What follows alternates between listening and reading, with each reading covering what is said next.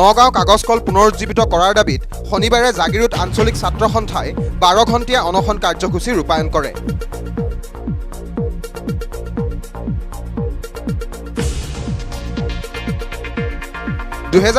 চনৰ পৰা বন্ধ হৈ থকা নগাঁও কাগজ কলৰ পুনৰুজ্জীৱিতকৰণৰ দাবীত বিভিন্ন আন্দোলন প্ৰতিবাদ হৈছে যদিও চৰকাৰে কোনো গুৰুত্ব দিয়া দেখা যোৱা নাই।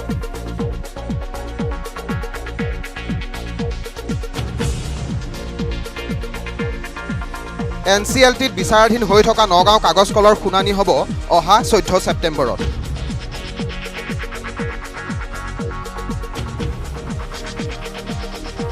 মাজত মাত্ৰ এটা দিন বাকী থকা অৱস্থাত কেন্দ্ৰীয় আৰু ৰাজ্য চৰকাৰে যদি কোনো ধৰণৰ হস্তক্ষেপ নকৰে তেনেহলে নগাঁও কাগজ কল ব্যক্তিগত খণ্ডৰ অধীনলৈ যোৱাটো প্ৰায় নিশ্চিত।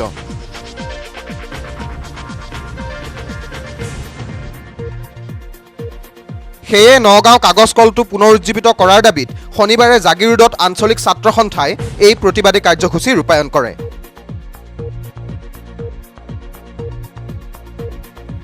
NCLTত বিচাৰাধীন হৈ থকা নগাঁও কাগজ কলৰ শুনানি হ'ব অহা 14 ছেপ্টেম্বৰত।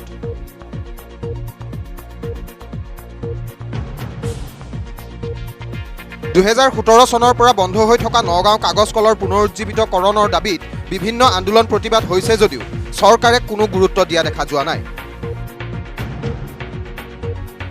মাজত মাত্ৰ এটা দিন বাকী থকা অৱস্থাত কেন্দ্ৰীয় আৰু ৰাজ্য চৰকাৰে যদি কোনো ধৰণৰ হস্তক্ষেপ নকৰে তেনেহলে নগাঁও কাগজ কল ব্যক্তিগত খণ্ডৰ অধীনলৈ যোৱাটো প্ৰায় নিশ্চিত।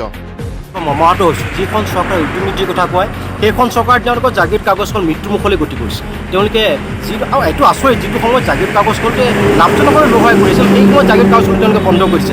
কেৱল কেন্দ্ৰীয় চৰকাৰ বহতীয়া হৈ অসমৰ ৰাজ্য চৰকাৰে কাম কৰিছিল। সৰ্বানন্দ সোণোৱাল ডাঙৰ কথা কয়, চন্দ্ৰমোহন পাটোৱাৰী ডাঙৰীয়াই কয় যে উদ্যোগ নীতিৰ কথা কয় আৰু উদ্যোগ নীতিৰ কথা কয় এখন চৰকাৰে জাগিৰোড কাগজ কল মৃত্যুমুখলৈ গতি কৰিছে। ইয়াৰ কৰ্মচাৰীসকলে নাখায় 90 দিন অতিবাহিত কৰিবলগীয়া হৈছে।